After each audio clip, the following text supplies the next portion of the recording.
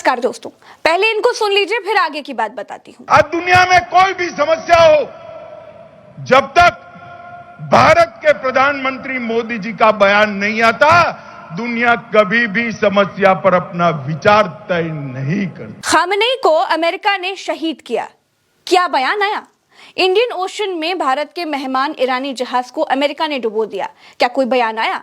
ये भी छोड़ दीजिए, ईरान में युद्ध विराम सुबह 4:30 बजे हुआ था, फिर शाम के 4:30 बज गए, 12 घंटे बीत गए, क्या प्रधानमंत्री का कोई बयान आया? देखिए, ट्विटर उठाकर देख लीजिए। चलिए अब इनको सुनिए। अगर कहीं कोई संकट है, कहीं कोई समस्या है, तो लोग समाधान के लिए भारत को याद करते हैं। दोस्तों, संकट ऐसा था कि पूरी दुनिया त्राही त्राही कर रही थी। सरजी को लोगों ने याद क्यों नहीं किया? क्या सरजी के पास कोई जवाब नहीं है? दोस्तों, बतौलेबाजी और जुमलेबाजी से आगे असल बात सुनिए। असल और सीरियस बात यह है कि आतंकवाद को पनाह देने वाला देश पाकिस्तान आज शांति दूत बन गया। भारत का कहीं कोई नाम लेने वाला तक नहीं। किसी भी भारतीय को आज ये बात ठीक नहीं लग रही है। सीज फायर करने वाले ट्रंप के संदेश में पाकिस्तानी प्रधानमंत्री और जनरल मुनीर का नाम है।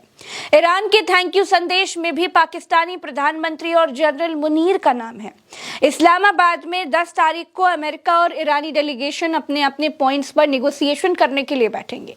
यहां तक कि पश्चिमी अखबारों ने भी दावा किया कि चीन ने भी ईरान को समझौता करने के लिए प्रेशराइज किया। इसीलिए चीन का भी नाम युद्ध रुकवाने वालों में है।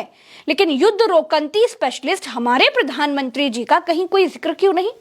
गांधी के देश तो हम है ना, अहिंसा के पुजारी तो हम हैं, शांति की बात करने वाले तो हम हैं भाई।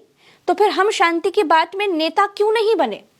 जो ट्रंप दुनिया का युद्ध रुकवा रहा था, उसका युद्ध रुकवाने में हम क्यों नहीं थे? इस पूरे शांति समझौते में, इस पूरी बातचीत में कौन सा देश उभर के सामने आया जो एक आतंकी देश है, जो अपने देश के अंदर प्रशिक्षण शिविर देता है आतंकवादियों को? पाकिस्तान वो शांति दूत बन गया। इसके पीछे की वजह क्या है? हमारे प्रधानमंत्री नरेंद्र मोदी की अनपढ़ ही खीखी वाली विदेश नीति, एक ही खीखी जबरन गले पड़ो वाली जो विदेश नीति है, उसके कारण से आज भारत अलग थलग पड़ गया। अमेरिका ने आपका अच्छा उल्लू बनाया मोदी। पहले आपको इजराइल भेज दिया, वहां आप 2 दिन पहले गए और मेडल पहन के आ गए, और उसके बाद ईरान के ऊपर हमला कर दिया।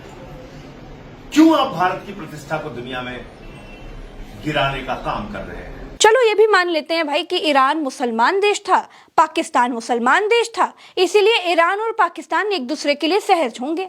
लेकिन चीन ना तो हिंदू है, ना मुसलमान है, ना अल्लाह को मानता है, ना जीसस को मानता है, ना राम को मानता है।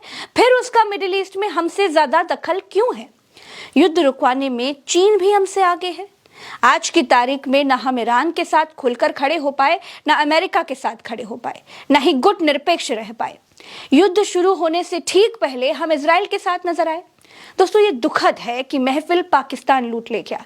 भाजपा सरकार की नाकामी की वजह से, भाजपा सरकार की लचर विदेश नीति की वजह से एक आतंकवाद को शरण देने वाला देश शांति दूत बना बैठा है।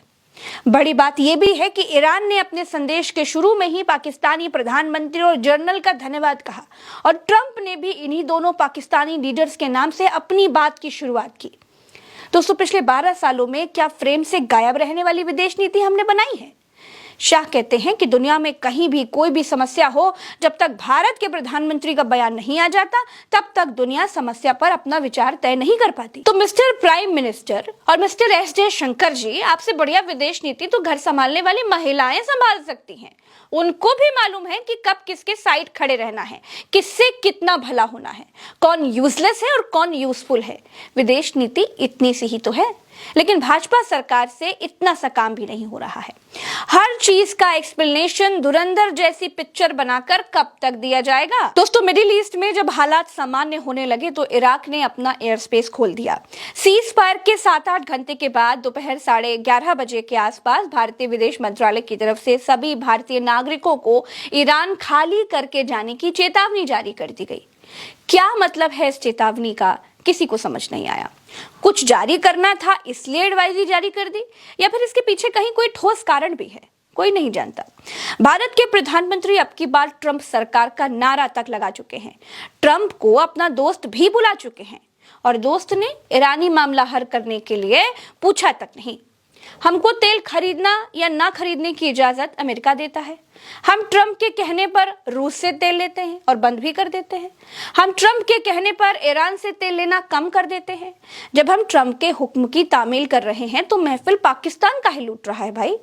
किसी ने इस जयशंकर से पूछ लिया कि हम युद्ध रुकवाने में मीडिएटर की भूमिका में क्यों नहीं दिखे, तो भारत के विदेश मंत्री ने कहा कि हम दलाल नहीं हैं। बात यह नहीं है कि युद्ध रुकवाने में हमारी भूमिका क्यों नहीं है, बात यह है कि जिसे हम आतंकवादियों का पोषक कहते हैं वो दुनिया में शांति दूत बना घूम रहा है, दुनिया उसे देवता की तरह पूज रही है।